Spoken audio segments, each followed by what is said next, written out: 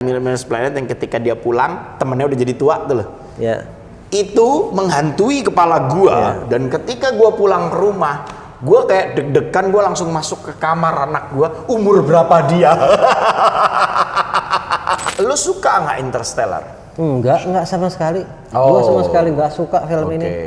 I do not like it, but I love it.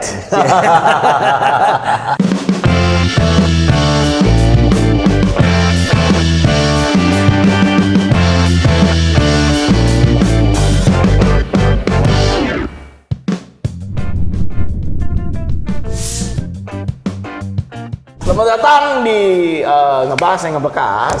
Ya seperti Bahas biasa Interstellar. kita akan ngebahas Interstellar. Bukan soal rating, bukan soal berapa bintang, bukan soal review ulasan, tapi kita ngebahas apa yang ngebekas dan cerita-cerita apa sih Makna yang kita dapat juga dari karya-karya yang kita bahas di sini gitu, baik itu film ataupun buku ataupun lagu. Dan memang film ini kan kalian sudah cukup sering ngasih komen, bahas dong Interstellar. Kita film-filmnya Christopher Nolan yang sudah kita bahas itu sudah ada The Dark Knight, Inception, dan Inception. Dan sebetulnya masih banyak yang keren-keren dan dari tentunya ini kan Odyssey menjelang tayang nih. Ya. Jadi kita tuh selalu ya, maksudnya ketika Christopher Nolan hendak premier atau merilis filmnya yang baru, kita tuh menganggap film-film Nolan tuh harus dirayakan, kayak festif gitu loh, festive season. Ketika Nolan dulu waktu gua nonton Dunkirk, itu juga sama. Sebelum nonton tuh kayak wah nonton semua film-film Nolan. Begitupun juga dengan Oppenheimer, wah nonton lagi, karena kita tuh kalau nonton Christopher Nolan ya, itu ada keseruan tersendiri. Iya, karena ada banyak detail-detail yang sangat menarik di balik film-filmnya. Betul, dia. Terus kayak ada teka-teki apa yang lo harus ngelihat detail gitu kan. Betul. Itu udah menjadi trademarknya Nolan. Kayak misalkan kita nonton Oppenheimer misalkan. Kalau Oppenheimer tuh kan ada berapa act 1, act 2, act 3. Itu ada artinya. Terus kalau hitam putih artinya apa, frame-nya. Sama kayak nonton Dunkirk tadi gitu kan, bahwa tiap segmennya itu kan omnibus ya dia.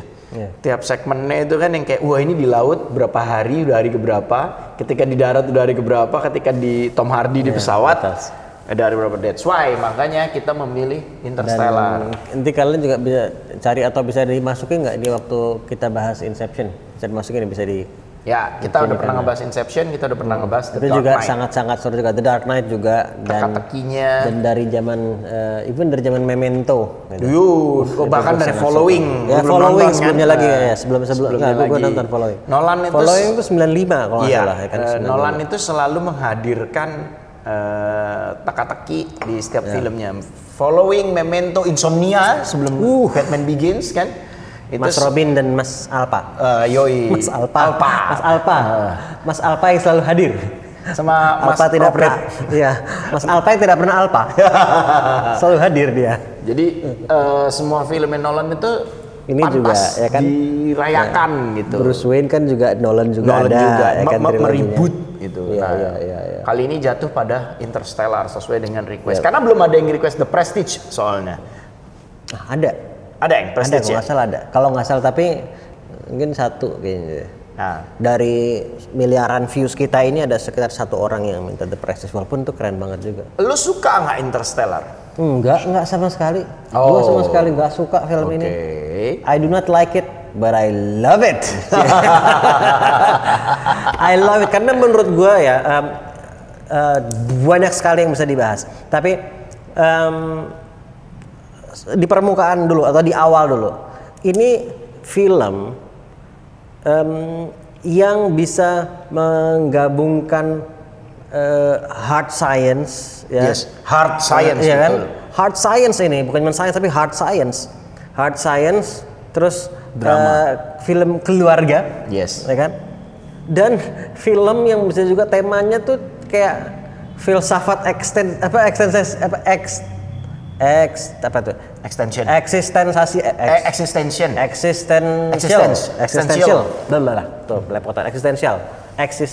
Nah, filsafat eksistensial juga ada di situ. Dan itu bisa semua kerangkum secara bersamaan gitu. Meskipun di dalamnya, jadi this movie is not just about that gitu ya. Ada layer lebih dalam lebih, tapi itu menurut gue film ini punya banyak sekali lapisan yang sangat menarik, sangat membekas ya, dan sangat bermakna. Makanya gue sepakat bahwa sebenarnya film Interstellar itu sebenarnya Nolan itu sedang membuat film, it's a family movie sebenarnya, family values film ini itu besar di film ini. Sebenarnya Nolan sedang membuat film keluarga gitu kan, tapi dibumbui dengan hard science gitu kan. Konon katanya kan Nolan ketika buat ini kan karena dia kangen sama anaknya, dia apa ya istilahnya sangat menyukai kehangatan dalam sebuah kebersamaan keluarga gitu. Makanya kan soundtrack film ini kan, scoringnya film ini kan Hans Zimmer itu apa judulnya yang ini soundtracknya dia itu si Hans Zimmer itu ketika seperti biasa Hans Zimmer sama Christopher Nolan tuh kalau bikin soundtrack CS-an dan saling ngasih teka-teki kan. Kali ini di-prank lagi Hans Zimmer oleh si Christopher Nolan. Kayak gue bikin apa gitu kan. Film lu tentang apa? Pokoknya lu bikin aja film keluarga. Maksudnya hubungan antara bapak sama anak. Kan konsepnya itu kan. Cuman dikasih taunya gitu. Ternyata hampir sama Li ketika seperti treatmentnya Inception dulu kita pernah bahas. Begitu Hans Zimmer ngeliat yang kayak wah kaget dia gitu. Ternyata ada beberapa scoring kecilnya itu sama, diperlambat oleh Zimmer karena dimensi. Kembali lagi kan di film itu kan menghadirkan perbedaan zona waktu kan. Nah kembali lagi Hans Zimmer memainkannya. Makanya kita kalau bilang bahwa wah Christopher Nolan mah filmnya semua kita suka gitu. Sampai-sampai ibaratnya ada meme kan. Film ini kan tentang keluarga ya. Andai kata si Cooper, si Matthew McConaughey-nya itu tidak berangkat, kelar tuh film, udah selesai betul. Gitu kan, mission accomplished gitu sebenarnya. Tapi kan ini tidak gitu. Enggak, kelarnya tapi kelar mission not accomplished. Yes, mission accomplished tapi hubungan bapak anak. Betul. Gitu. Betul. Dan itu bener-bener kayak lo nonton ini tahun berapa? Langsung di bioskop 2015. Bioskop. Si Irwan baru nonton berarti ya? Ya, jadi gue temenin nonton lagi gitu. Gue nggak tahu perasaan dia. Gue udah nonton berkali-kali. Perasaan dia apa ya? Kalau gue waktu nonton di bioskop itu gue inget banget. Ketika nonton, terus lo inget adegan yang Matthew McConaughey sama si Cooper itu sama si Anne Hathaway ke salah satu planet. Miller's Planet. Ya, Miller's Planet yang ketika dia pulang temennya udah jadi tua tuh loh. Itu menghantui kepala gua dan ketika gua pulang ke rumah gua kayak deg-degan, gua langsung masuk ke kamar anak gua, umur berapa dia. Karena gua trauma sama film ini gitu kan, kayak wah umur berapa dia, jangan sampai cuman gara-gara gua nonton bioskop, nonton Interstellar masuk dimensinya dia, lantas ketika gua pulang anak gua tiba-tiba tua gitu. Dan itu kan itu menarik, makanya tadi gua bilang nih konsepnya ini dan Nolan kan juga consult sama NASA. Ahli fisikanya Kip Thorne. Kip Thorne tuh pemenang. Kip Thorne tuh pemenang Nobel fisika juga. Kip Thorne. Dan bahkan hasil konsultasi dan perhitungan dia itu kemudian dia sampai nulis jurnal ilmiah yang diterima, jadi ada diterima secara publik, dipublikasikan lah gitu ya jurnal ilmiahnya, The Science of Interstellar gitu. Iya, dan itu jadi jurnal ilmiah juga. Dan itu kan menarik banget, banyak sekali konsep. Makanya tadi gue bilang nih film ini bisa menggabungkan hard science gitu kan. Jadi membuat kita kagum secara intelektual, tapi juga bisa menangis secara emosional gitu. Kayak itu film ini membuat teori relativitas tuh jadi terasa emosional, bukan cuma sekedar teori gitu. Kayak 1 jam di Miller's Planet itu sama dengan 7 tahun di bumi gitu kan. Dan makanya dia kan kalau dihitung ya, gue inget banget tuh karena gue ngitung waktu dia balik ketemu si Romilly itu kan, dia sama Anne Hathaway, si Cooper sama siapa? Anne Hathaway, Brand, Dr. Brand, ketemu si Romilly kan yang nungguin itu. How long has it been gitu kan? 23 years dan berapa waktu gitu kan, 23 tahun lebih gitu kan.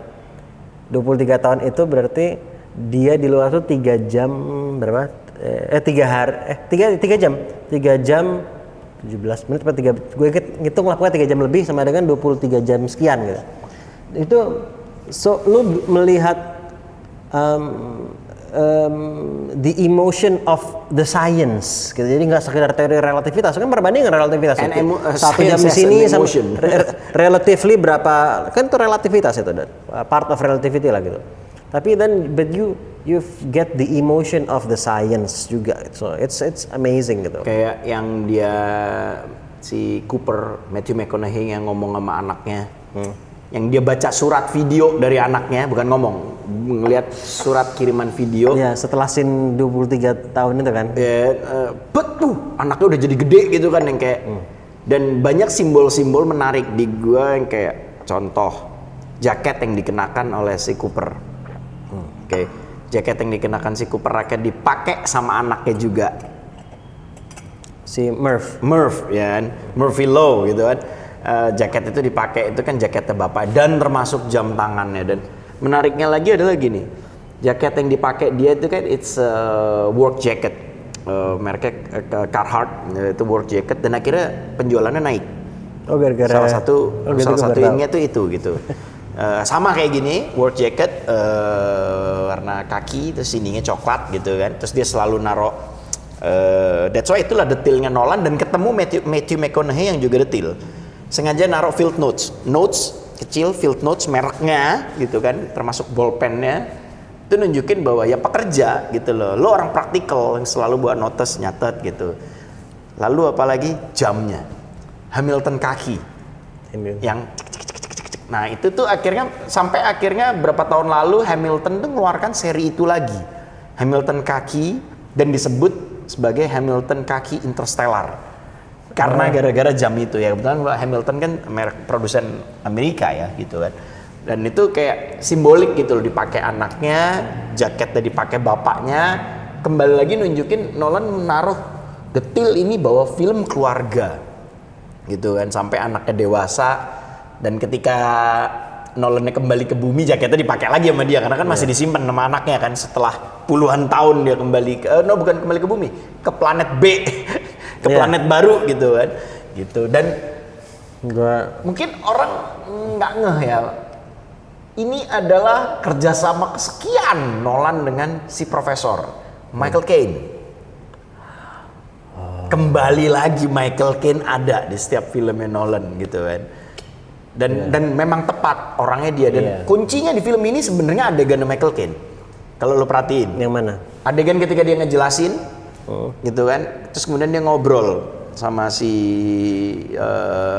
Matthew McConaughey. Itu salah satu penjelasan mengenai film ini. Itu kurang lebih sama kayak penjelasan si profesor yang sama ini, Michael Caine ini, waktu di Inception. Dia ngejelasin sama Leonardo DiCaprio, yang sama si Ellen Page. Oh iya. Elliot Page. Itu kurang lebih sama gitu, bahwa fungsinya Michael Caine itu menjelaskan, dan dia bener-bener profesor yang ngomongin teori itu kalau di film Interstellar gitu kan.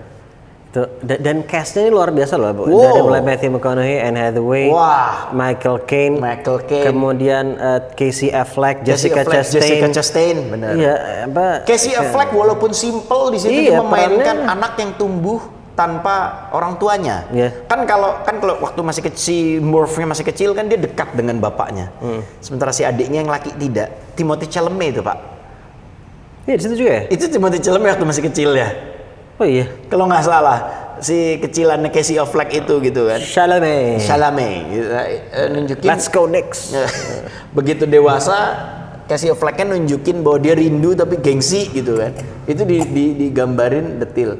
Ada satu case yang kita lupa. Coba. Spoiler tapi bodo amat lah. Ramon Tungka. Spoiler tapi bodo amat lah. Lo jadi Tars ya? Jadi yang ini dong, yang jadi robotnya. Spoiler, tapi bodo amat lah, kita ceritain. Matt Damon. Oh, kok iya? Oh, dan dia nggak ada. Gue baru ingat sampai lupa. Ini even gue pernah baca waktu habis nonton film itu juga. Dia kan dia itu di promosi filmnya nggak ada sama sekali.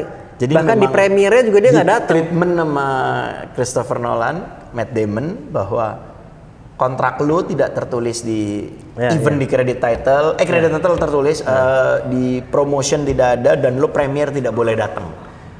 Dan itu berhasil ngebuat kita yang nonton. Gua pas nonton yang kayak, what? Matt Damon. Gua udah jadi kayak si siapa namanya? Once Upon a Time in Hollywood tuh. Si Tarantino, Brad Pitt. Leonardo DiCaprio nama karakternya tuh. Yang Brad Pitt, Cliff Booth. Dia tuh siapa itu yang sambil megang gelas yang kayak gua pas di bioskop tuh yang kayak, what? Begitu petinya dibuka kan, yang keluar, Matt Damon gitu kan. Itu Itu uniknya di momen yang sama Matt Damon lagi main film The Martian yang ada banyak kemiripan lah, walaupun yang Lost in Another Planet gitu kan. Ini kan juga sama. They save him gitu. Yes. Makanya kembali lagi karena ini menjelang perayaan Odyssey, berapa juta yang sudah dihasilkan Hollywood untuk bringing Matt Damon home. Untuk membawa pulang Matt Damon. Saving Private Ryan. Iya. Ya kan? Spielberg. The Martian. Dia nyasar di planet Mars kalau nggak salah itu dia harus pulang. Itu namanya Martian. Dia harus pulang. Kemudian Interstellar, dia diselamatkan harus pulang.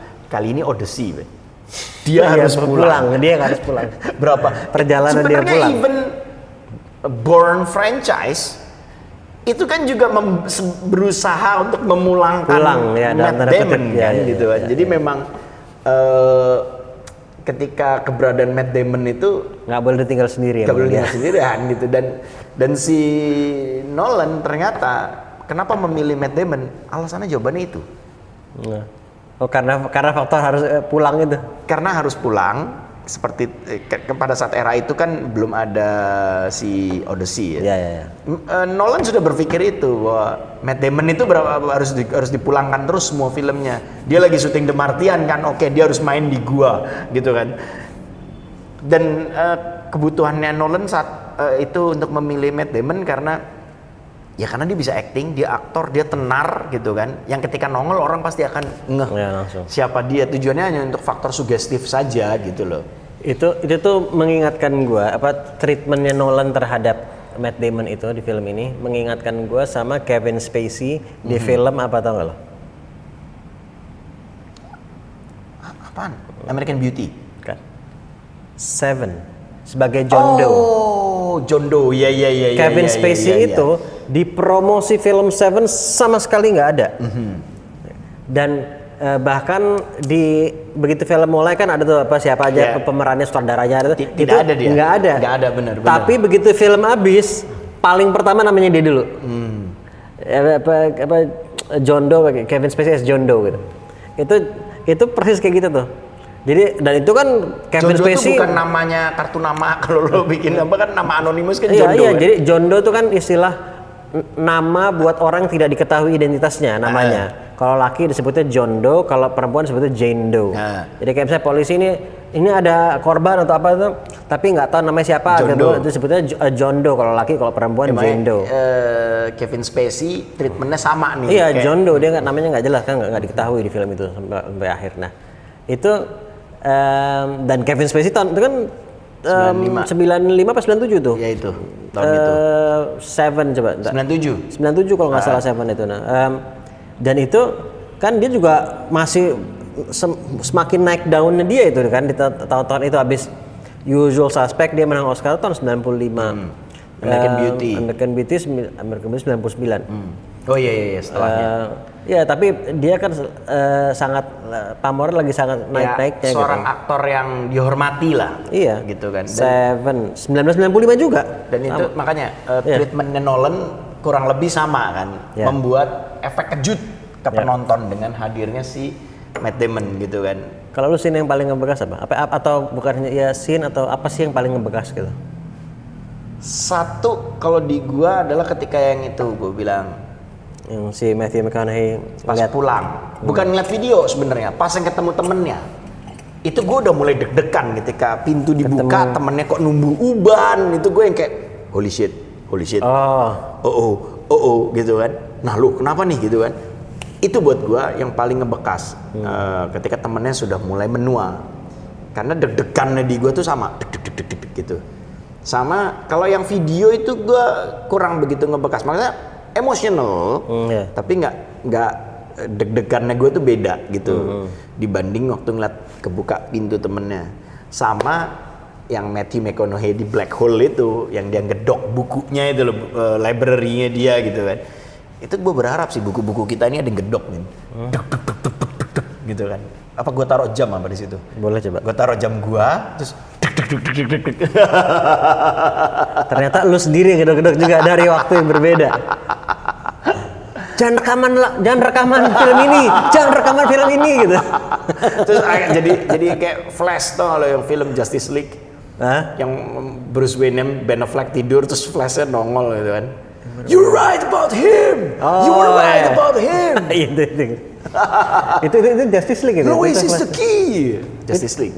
Apa sih itu di Justice League? Justice League. Sorry, Batman Superman. Iya, Dawn of Justice tuh kan. Dawn of Justice. Gitu. Jadi memang sengebekas itu ya Interstellar itu kan. Kalau lu apa yang paling ngebekas?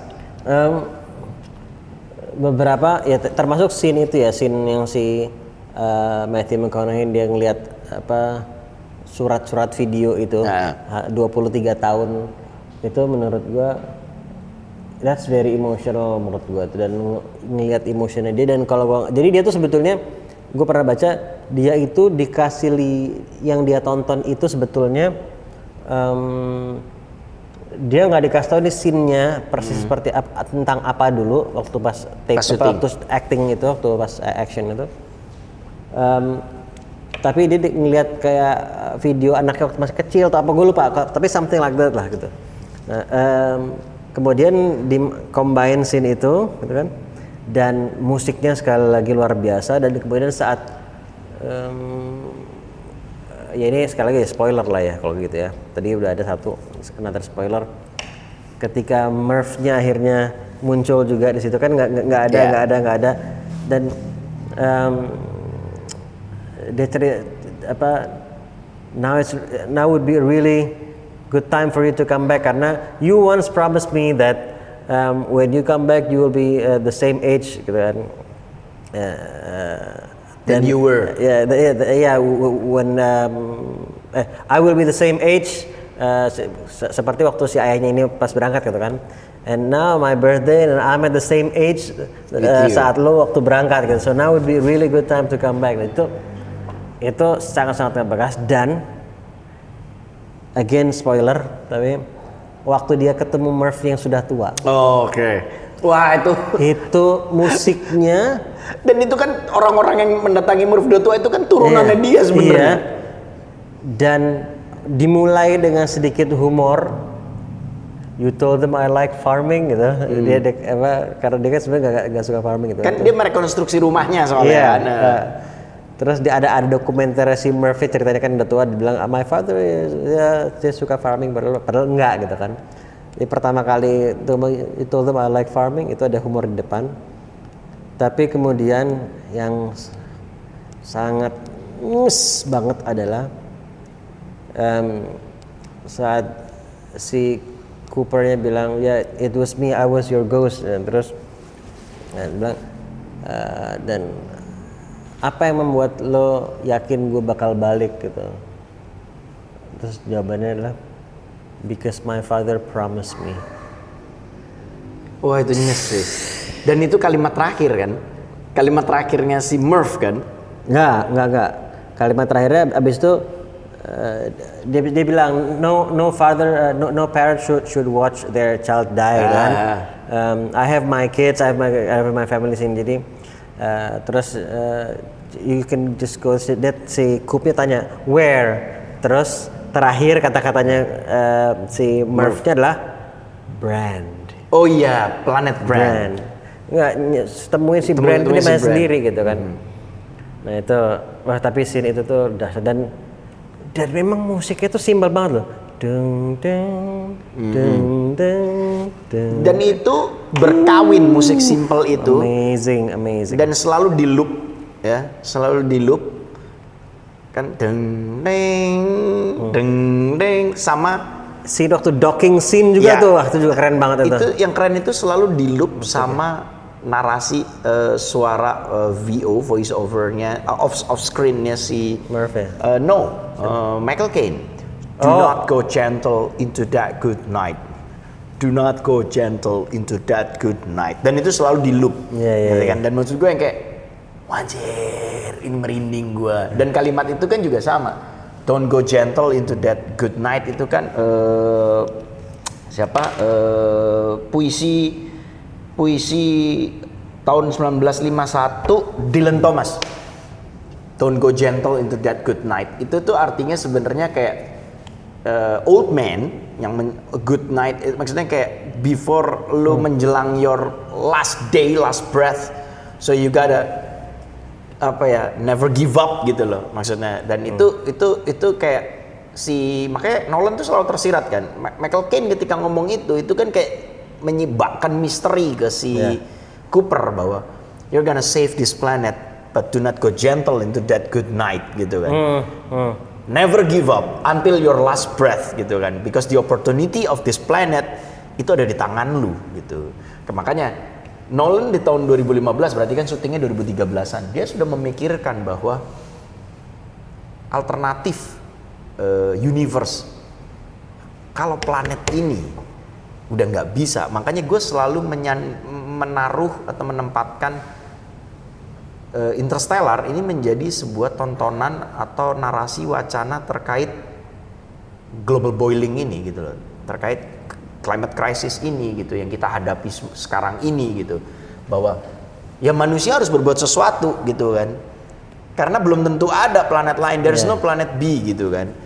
Tapi Nolan menyodorkan alternatif kontemplasi, menyodorkan alternatif momen untuk refleksi kita bahwa ini apa yang terjadi ketika cornfieldsnya dia ladang jagung itu udah kayak bicara ketahanan pangan di sini Nolan gitu kan.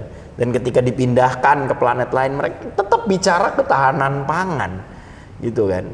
Berarti jangan mengentengkan persoalan ini. Makanya kan Leonardo DiCaprio itu suka banget sebenarnya sama film Interstellar ini, karena kan Leonardo DiCaprio juga seorang aktivis lingkungan ya. Dia sangat menyukai film ini. Di gua terutama karena gue juga berkecimpung di dunia advokasi lingkungan, gue menyukai, terlebih kita sebagai seorang bapak, ini kan film fatherhood ya. That's why gue sangat memuliakan film ini gitu kan, yang kayak wah ini gokil sih gitu. Lo percaya nggak, termasuk logo itu tulisan Interstellar tuh ada meaningnya. Apa? Lo kalau baca, lo perhatiin tulisan Interstellar itu kan black and white. Maksudnya gini loh, Interstellar warnanya jadi putih. Dua warna pak itu pak. Itu dua warna pak. Kalau lo perhatiin, udah dikonsep sama Nolan pak.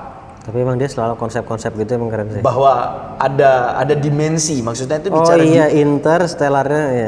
Itu ada dua dimensi gitu kan. Makanya kan kayak Coop waktu di perjalanan dia ketemu pesawat lain itu kan sebenarnya dia ketemu dia sendiri gitu kan.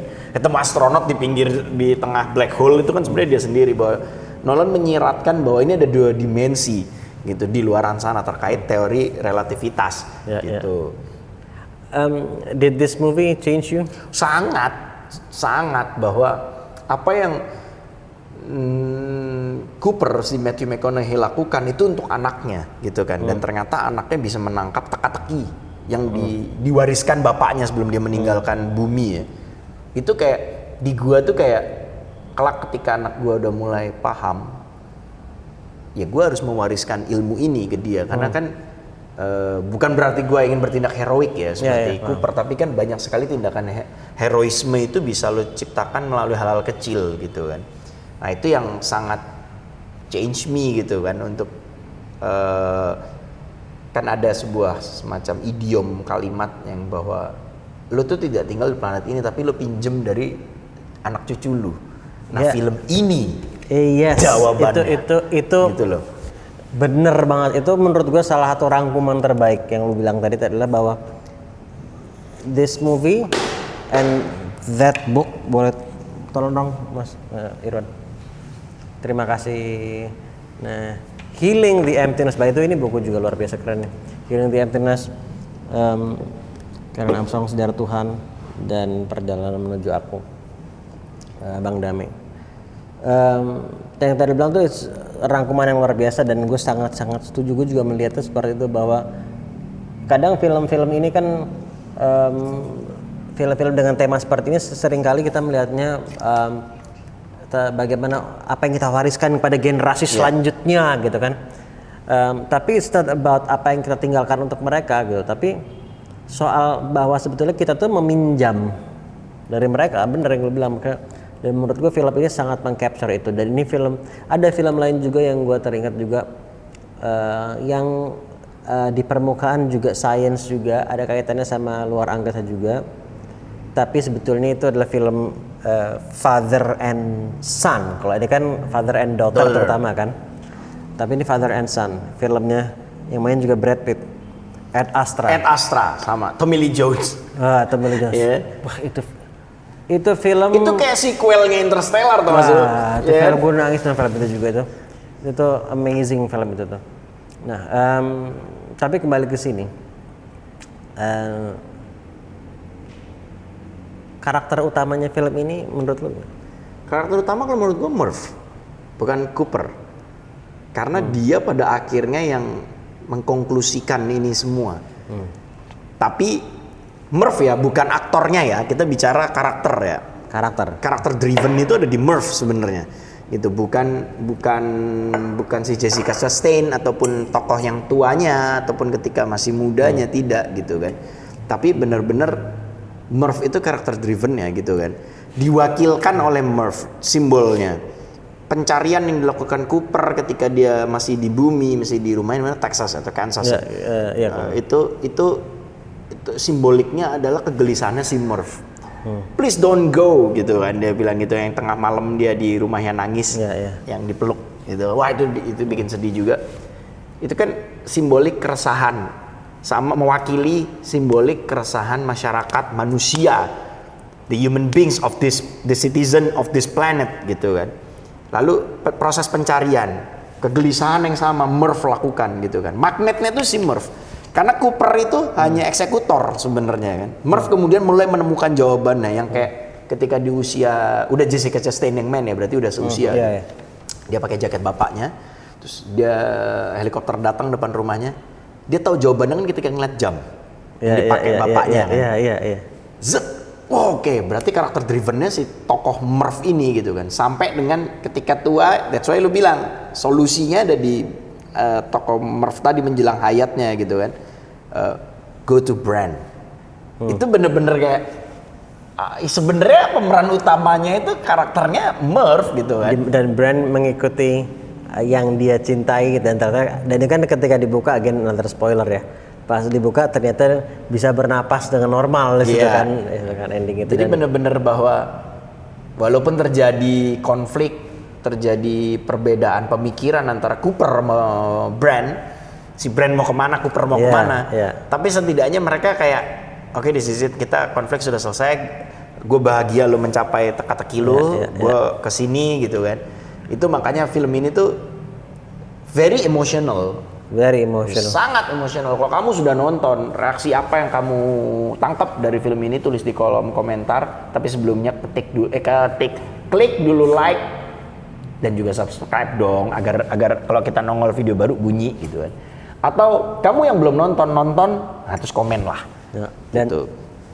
By the way itu si cornfieldnya ladang jagungnya itu tuh tanam sendiri dan setelah selesai film itu panen dijual gitu kan. Dan mengingatkan gue akan apa tuh kalau adegan-adegan di sequence X1 itu ketika si Cooper masih di bumi itu, masih di Arkansas atau mana gitu.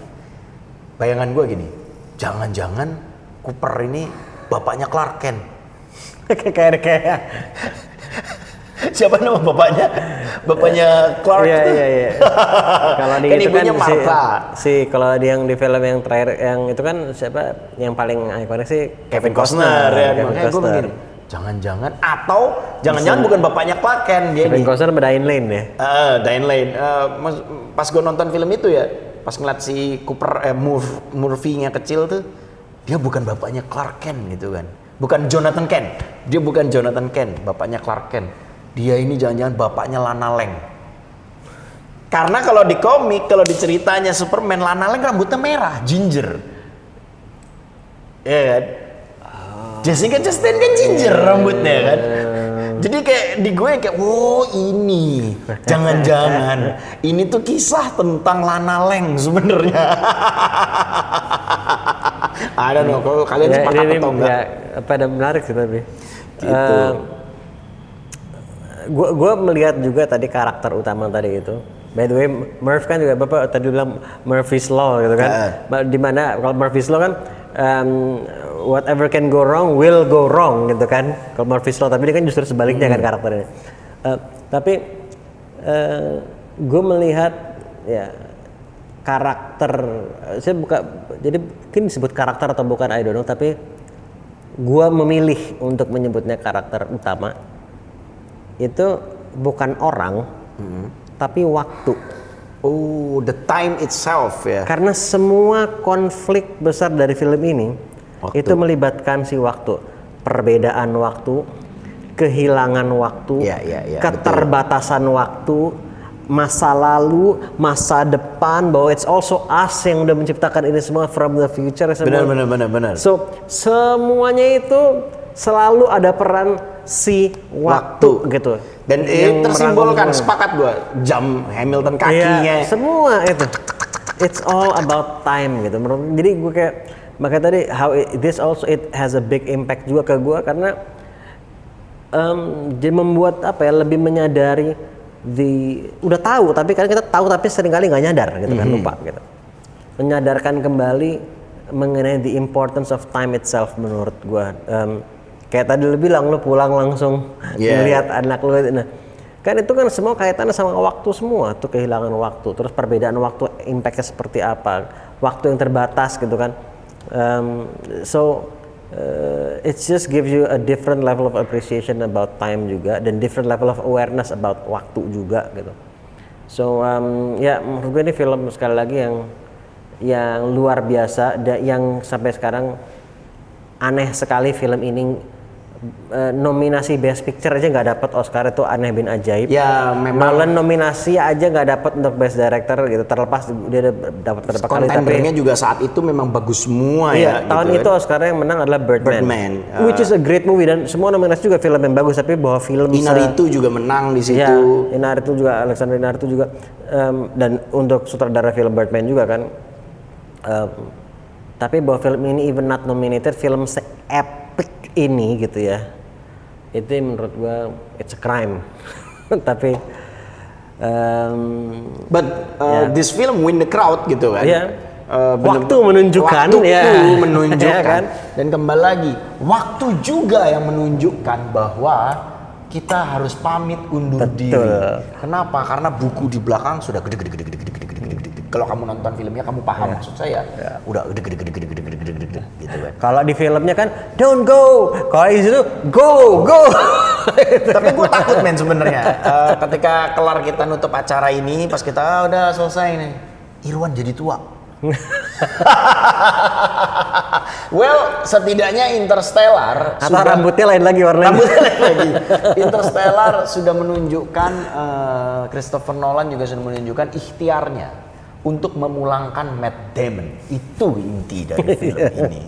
Jadi kembali lagi, please like and subscribe. Kalau kamu ada share juga film, yang lain juga, film yang ingin kamu pengen kita bahas atau gimana, atau buku atau lagu, tulis di kolom komentar. Ceritakan pengalamanmu nonton Interstellar, semoga sama. Tapi kalau kontra juga lebih baik. Iya, gitu. karena yang salah satu yang gue juga sangat suka dari komentar teman-teman yang nonton, dan gue nyebutnya sebetulnya bukan sekedar nonton tapi join obrolan kita, join diskusi kita. Kalian juga sangat ikut memperkaya juga sebetulnya obrolan kita di sini. So kalian juga peran utama di kanal ini ya. Please do share juga ya.